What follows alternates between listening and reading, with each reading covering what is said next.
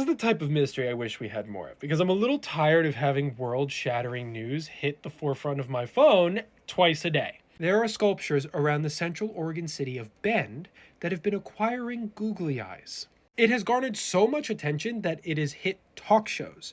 And personally, I think this is one of the most harmless things someone could do while also remaining unknown. The city has come out with a statement saying, quote, "While the googly eyes placed on the various pieces around town might give you a chuckle, it costs money to remove them with care to not damage the art."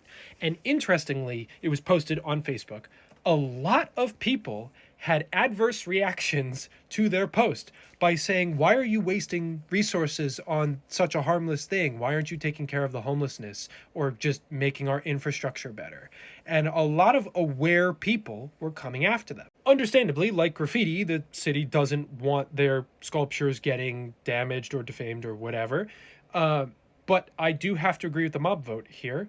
If you have time to make posts and take googly eyes off of statues, I feel like you have time to work on the homelessness, food scarcity, housing, and infrastructure, and actual hard-hitting issues in your city.